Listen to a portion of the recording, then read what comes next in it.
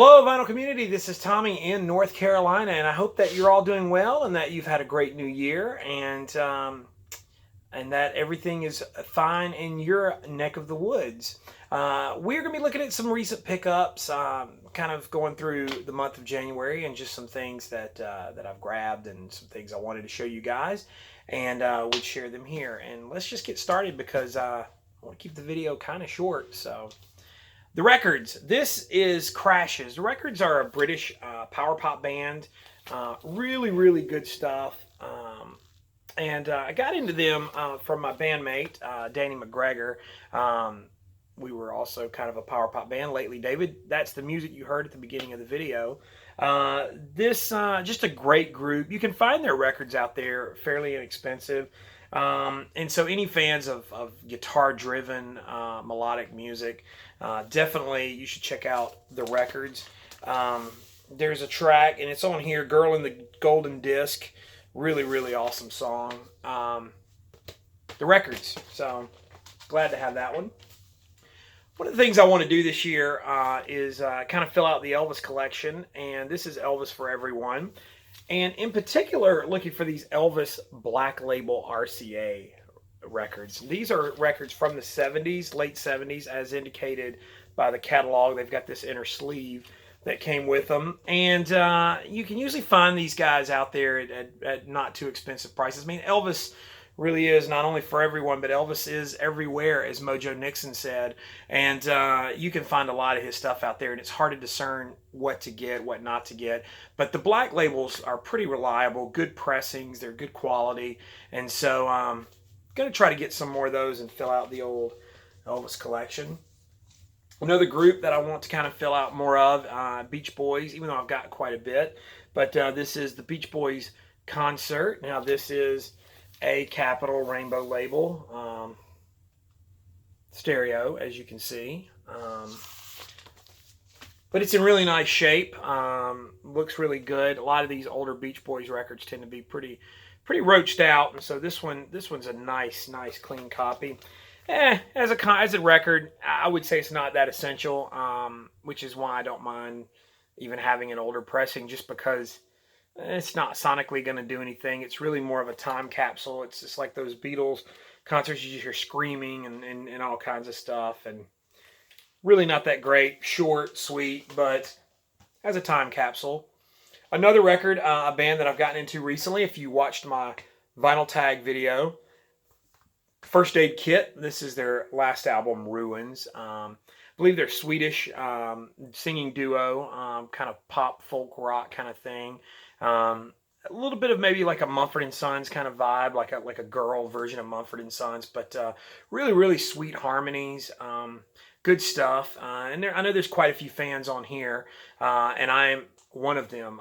Really good stuff. So First Aid Kit, Ruins, and this is a really good album. If you liked the previous work, this will be no exception.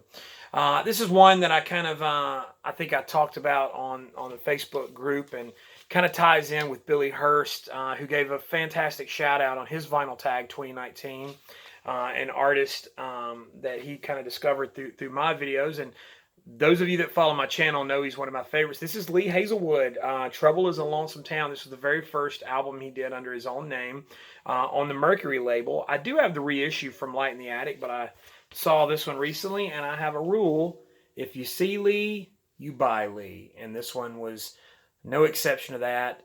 This is a white label mono Mercury copy. So, as a matter of fact, my friend Sean, sorry about the blur, my friend Sean in New Orleans, hi Sean, he's got a copy of this as well. There's a mark on side 2, and it's pretty noticeable, but the record plays beautifully. Mono records, they can be deceiving. When you look at them, they look like they just beat up, and for some reason those mono records can just take a beating and still play. And like I said, the mark didn't scare me off. I played it in the store, sampled it, and it's mine. Another one was kind of an upgrade copy. This is John Lennon's Sometime in New York City. The much maligned Sometime in New York City is a purple label, Capitol. And it's one of those records that probably I don't think it's his best solo album. It's very political, but it does have some moments on it, and so it's nice. But in the John Lennon vein, I also grabbed the Imagine, the new reissue. This is the double LP set with outtakes and demos. I figured why not. Um, it's a good copy, good pressing. I've only listened to it once, and I'm trying not to grab the. Sorry about all the blur. My camera's just a mess. It's got all the inserts and all that good stuff. But yeah, the new Imagine.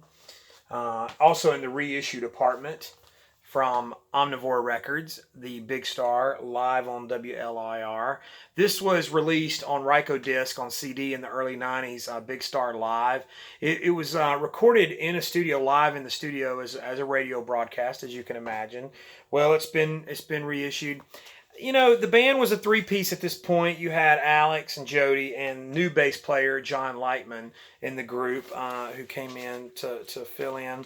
It's a double record set. Big Star Live can be kind of ragged, and this one's no exception. There is a beautiful acoustic set in the middle of the show with Alex playing songs like 13 and a really neat version of Motel Blues by Loudon Wainwright III.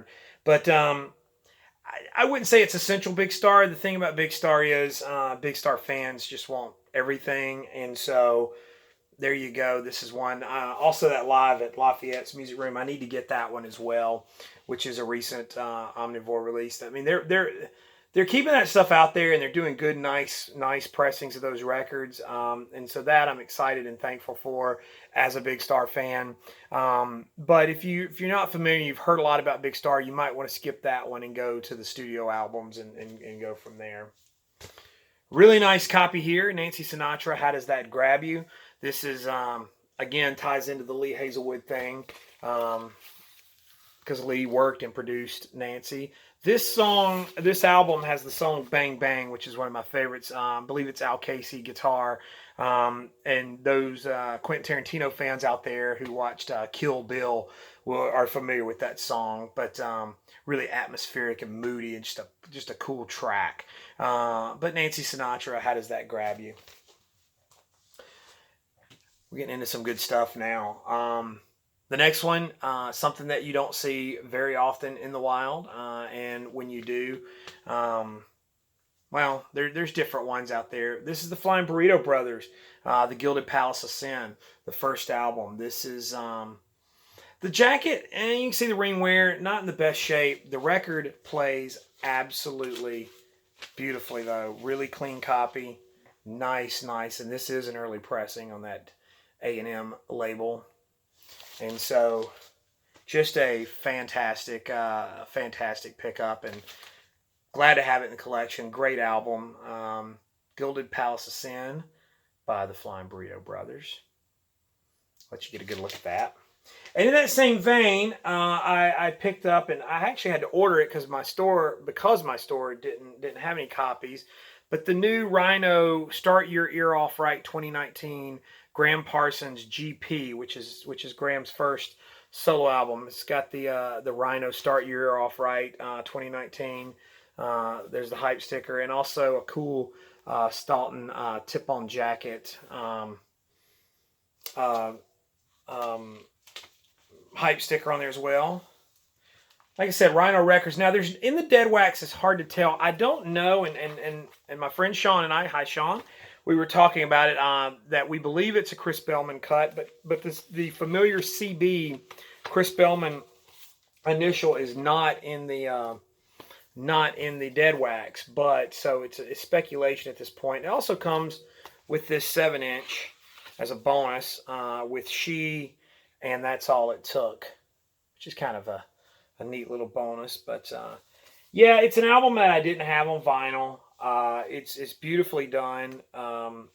So very well worth it to have a good copy of it. And I've actually not spun it yet, so I'll probably be spinning it as this uploads and everything. But I'm really, really excited to have that one, GP. And finally, last but certainly not least, I want to go to sort of the gems of the finds. Nick Drake, Five Leaves Left. You just don't see Nick Drake records out there. These are 1976 Island label. Very clean, very nice, very rare. And those of you that follow on the Instagram and Twitter, it's Tommy Burton 75, will know that I also managed to pick up Brighter Later. And last, but certainly not least, that goes without saying, Pink Moon. Like I said, these are 70s. These aren't originals, so don't get too crazy. These are 70s. They're not the gatefolds. But they are UK pressings, all three of them. So really, really cool to have Nick Drake on vinyl in the collection. Wonderful artist, great songwriter. Very, very low-key, very tragic, all those things. If you're not familiar, Nick Drake, Pink Moon, the title track for the third album, was in a Volkswagen commercial about 10 years ago. Or 20 years ago now, I think. The Cambrio. Anybody remember the Cambrio? Anybody still have a Cambrio? Anyway, I can't tell you how excited I am to add those to the collection. So that's it. New pickups for me. Like I said earlier, follow on Instagram and Twitter. It's Tommy Burton 75. I love interacting with you guys. Comment down below. Give the old thumbs up. Like the video. If you're inclined to share it, if you know anybody that might be interested in checking out the channel, go ahead and share it with them. Send them a link. You're welcome to do that. And also, subscribe if you haven't done already. Do that. Again, I love interacting with you guys, so I usually get back to you. Thanks so much for watching. I'll see you all again next time.